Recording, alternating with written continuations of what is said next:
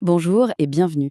L'analyse d'aujourd'hui s'inspire d'une pépite trouvée sur le blog Tu savais ça, qui, comme son nom l'indique, est spécialisé dans les infos qui paraissent inutiles et qui sont donc évidemment complètement indispensables. Et on va commencer avec une histoire assez folle qui relie la technologie la plus avancée à un détail vieux de 2000 ans. Alors cette question, elle a l'air d'une blague, on est d'accord. Et pourtant, derrière cette légende urbaine, il y a quelque chose de vraiment fascinant sur la façon dont le passé continue d'influencer notre présent. Est-ce que les ingénieurs de la NASA ont vraiment dû penser à des chevaux pour construire leur fusée? Allez, on va décortiquer ça ensemble. C'est parti. Pour bien piger le truc, le plus simple, c'est de prendre l'histoire à l'envers. On va partir de la fusée, de la technologie d'aujourd'hui, et on va remonter le fil du temps, étape par étape, jusqu'à ce qu'on arrive, et oui, à un cheval. Imaginez une sorte de chaîne de dominos qui traverse l'histoire. Ça part de la fusée qui nous amène au train, le train, lui, nous conduit aux rails, les rails aux anciens chariots, et enfin les chariots nous mènent tout droit aux chevaux de l'Empire romain. C'est un sacré voyage dans le temps qui nous attend. Premier maillon de la chaîne, la logistique. Tout simplement. Les énormes boosters de la navette spatiale américaine, vous savez, ces réservoirs gigantesques sur les côtés, ils étaient fabriqués dans l'Utah. Et pour les faire traverser le pays jusqu'en Floride, il n'y avait pas 36 solutions. La seule vraiment viable, c'était le train. Et c'est là que ça devient vraiment intéressant. Ce choix logistique, qui a l'air d'être un détail, a une conséquence technique absolument énorme. Le diamètre des boosters ne pouvait pas être plus large que les tunnels que le train devait traverser. C'est donc la fusée qui a dû s'adapter au chemin de fer et pas l'inverse. Et cette limite, c'est quoi au juste? Eh bien, c'est ce chiffre, un peu bizarre, 1,435 mètres. C'est l'écartement standard des rails de chemin de fer dans une bonne partie du monde, y compris en Amérique du Nord. Un héritage qui va nous emmener beaucoup, beaucoup plus loin dans le passé. Mais alors, d'où il sort ce chiffre si particulier? Pour ça, il faut retourner dans l'Angleterre du 19e siècle, avec un certain George Stephenson, l'un des pères du chemin de fer. En fait, il n'a rien inventé. Il a juste repris la largeur qui était déjà utilisée par les chariots dans les mines anglaises. C'était simple, pratique, ça existait déjà. Et on touche au point crucial. Les rails du train, en gros, ils ont juste copié la largeur des roues des charrettes qui roulaient bien avant eux.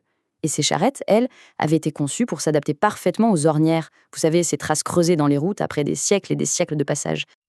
D'accord, mais ces ornières, elles viennent d'où à l'origine? C'est ici qu'on arrive au bout de notre chaîne. La légende raconte que ces fameuses traces ont été creusées, à la base, par les chars de l'Empire romain qui ont sillonné les routes de toute l'Europe, y compris celles d'Angleterre. La question finale, c'est pourquoi cette largeur pour les chars romains? Eh bien, la réponse est toute simple. Ils étaient tirés par deux chevaux, placés côte à côte. La largeur du char, et donc l'écart entre les roues, était simplement dictée par l'espace que prenaient les croupes des deux chevaux. Et voilà, la boucle est bouclée. C'est une histoire géniale, on est d'accord. Mais est-ce que tout ça est bien vrai? C'est le moment de faire le tri entre ce qui relève du fait historique et ce qui tient un peu plus de la belle histoire. Alors, mettons les choses au clair. D'un côté, ce qui est absolument vrai, oui, le diamètre des boosters américains était bien limité par la taille des tunnels, et oui, l'écartement des rails vient bien des chariots mini-anglais. De l'autre côté, ce qui est un peu romancé, rien ne prouve que les Romains avaient une largeur de route standard partout. Il faut être précis. D'abord, les Romains construisaient des routes de largeur différentes selon les besoins. Et surtout, c'est très important de le dire, cette histoire concerne spécifiquement la navette spatiale américaine. La fusée européenne Ariane, par exemple, elle, est transportée par bateau, donc elle n'a jamais eu ce genre de contraintes. Alors, même si l'histoire est un peu enjoliviée, elle est incroyable, parce qu'elle illustre parfaitement un phénomène bien réel et même super puissant. La façon dont le passé, parfois de manière complètement arbitraire, continue de dicter nos choix technologiques aujourd'hui. C'est ce qu'on appelle le poids des normes. L'idée, c'est que des décisions prises il y a très très longtemps, pour des raisons qui n'ont plus rien à voir avec notre monde, créent des contraintes avec lesquelles on doit encore composer aujourd'hui. Et des exemples comme ça, en fait, il y en a partout autour de nous.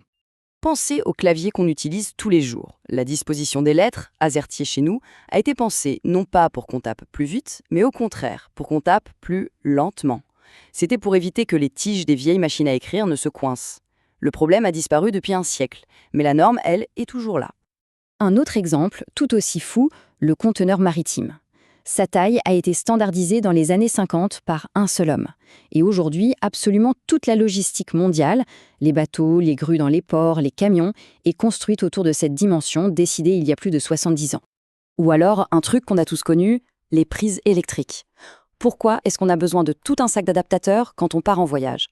Tout simplement parce qu'au début de l'électricité, chaque pays a bricolé sa propre norme dans son coin. Essayer de changer ça aujourd'hui, ce serait une mission quasi impossible. Alors, qu'est-ce qu'il faut retenir de tout ça? L'idée principale, c'est que le progrès ne part jamais d'une page blanche. Chaque nouvelle invention, chaque nouvelle technologie doit se construire sur les fondations de ce qui a été fait avant, avec toutes ses contraintes. La source qu'on analyse aujourd'hui utilise une image que je trouve parfaite pour ça. Le progrès, c'est comme un millefeuille de contraintes.